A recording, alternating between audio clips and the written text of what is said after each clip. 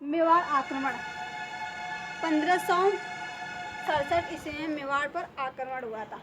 उस समय जो मेवाड़ की राजधानी थी वो थी चित्तौड़। जिस समय मेवाड़ पे आक्रमण हुआ था उस समय के जो शासक थे, जो मेवाड़ के राजा थे, वो थे राजा उदय सिंह।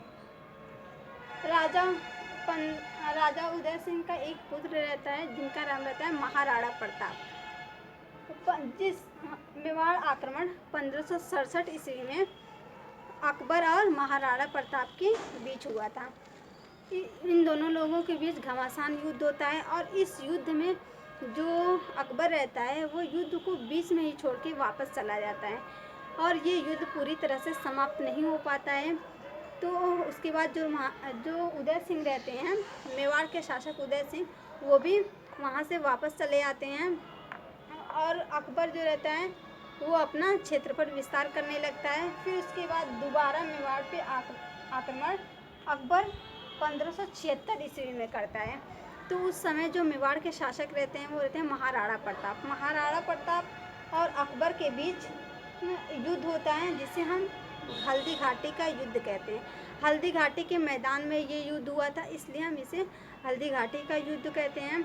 और ये हल्दी घाटी का जो युद्ध था ये मेवाड़ आक्रमण का दूसरा चरण था। इस चीज़ को आप याद रखिएगा। तो अकबर और महाराणा प्रताप के बीच घमासान युद्ध होता है 1576 ईस्वी में।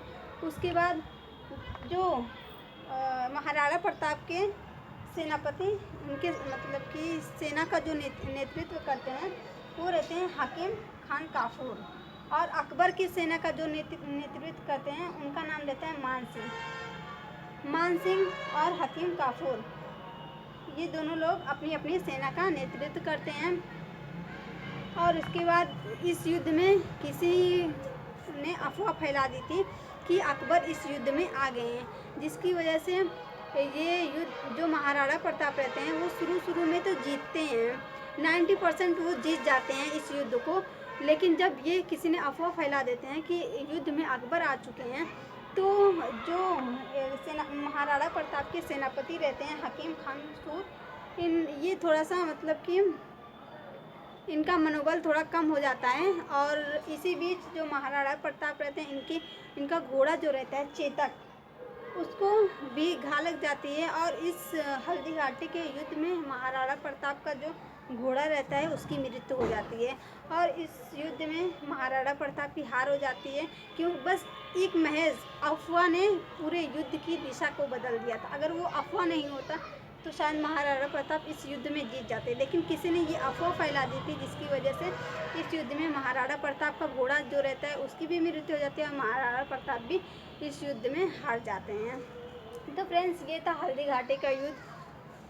आज के अगर वीडियो अच्छी लगी तो प्लीज़ वीडियो को लाइक कर दीजिएगा।